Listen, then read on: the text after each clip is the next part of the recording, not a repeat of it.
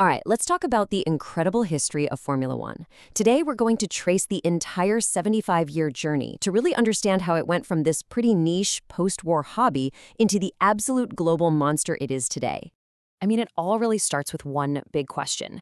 How on earth did a simple race held on a beat-up old military airfield in Britain right after the war somehow turn into this? A massive, multi-billion-dollar business that's without a doubt the peak of motorsport. It's a wild story, so let's dive in and see how it all went down.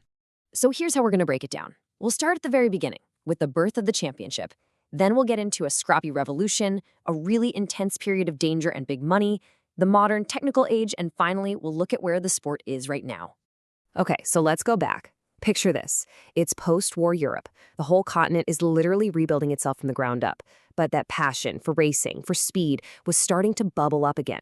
And it was right here that the seeds for a totally new kind of racing championship were planted. First things first, why do they even call it Formula One? Well, it's actually pretty simple. The formula is just the strict set of rules for the engine, the chassis, everything that every single team has to build their car to. And the one? Well, that just signifies that this is the top tier, the number one, the premier racing category on the planet. And things started moving really fast. The rules, the formula, they were all agreed upon in 1946. Just 4 years after that, boom, you have the first ever official world championship race at Silverstone. And then in 1958, they realized it wasn't just about the drivers, and they created the Constructors' Championship to honor the brilliant teams behind the cars. Now, on the track, this first decade really belonged to the big factory teams, the giants like Alfa Romeo. And they had the sport's first real megastar, an Argentinian driver named Juan Manuel Fangio. In an age when the sport was just unbelievably dangerous, this guy was an absolute master. He won 5 world championships, a record that nobody touched for almost 50 years. But then we hit the 1960s, and everything changed. A massive shift happened in the sport. This was the decade of the underdog, of pure brain power versus industrial might. And the old guard? They were not impressed. The legendary Enzo Ferrari, he famously dismissed this new wave of small, clever British teams.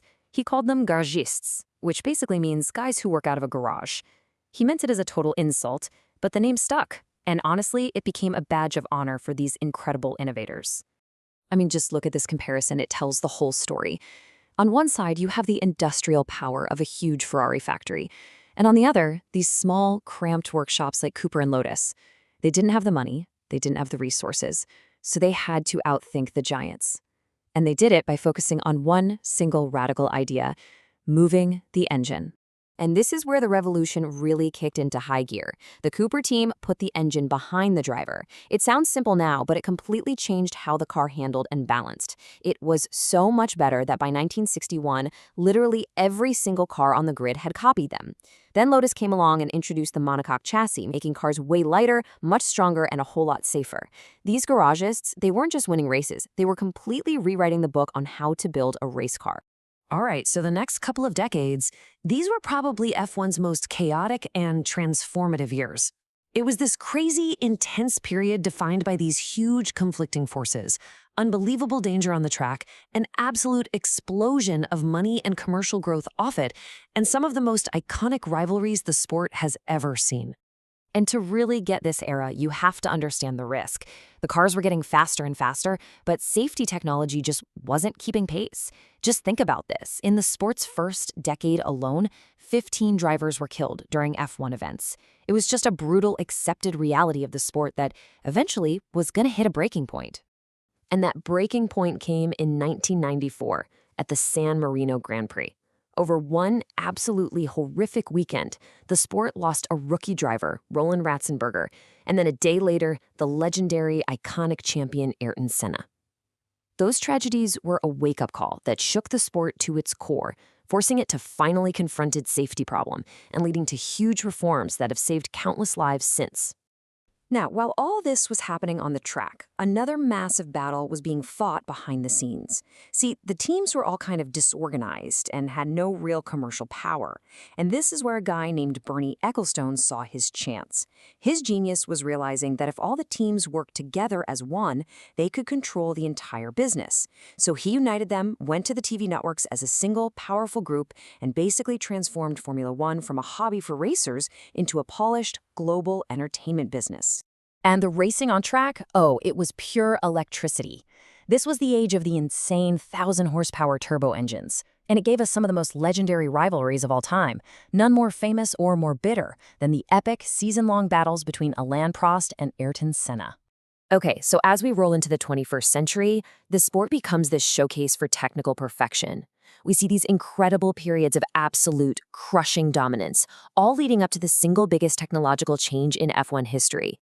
The new millennium kicked off with one name on everybody's lips, Michael Schumacher. He teamed up with a resurgent Ferrari, and together they built a dynasty. It was unbelievable. He won 5 world championships in a row from 2000 to 2004 and set a whole new standard with 7 total world titles. But, records are made to be broken. In 2014, Formula One brought in these incredibly complex turbo hybrid engines. And one team, Mercedes, just nailed it. They went on this mind-blowing run of 8 straight constructors' titles. Just look at this chart. While Mercedes was winning everything, their biggest rivals, Ferrari and Red Bull, got nothing, 0. And during this period, Lewis Hamilton racked up 6 more championships, tying Schumacher's incredible record of 7. All of which brings us right up to today.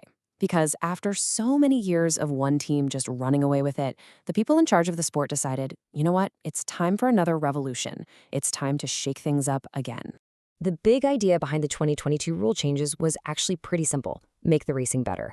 They wanted cars to be able to follow each other more closely so we'd see more overtaking. The main way they did this was by bringing back something called ground effect, basically using the car's floor to create grip, which isn't as easily disturbed by the messy air coming off the car in front. They combined that with simpler wings and bigger wheels, and it was a complete design reset for everybody. And boy, did it have an effect. It was immediate. The Mercedes dynasty was over. Just like that.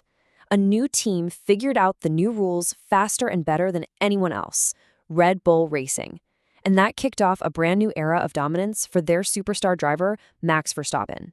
So when you look back, from a little race on an old airfield to this global powerhouse, it's clear that Formula One never, ever stands still. And as it celebrates 75 years, it's already looking to what's next. We've got huge new engine rules coming in 2026, new teams wanting to join the grid, which leaves us with the only question that really matters. What in the world will the next 75 years of F1 look like?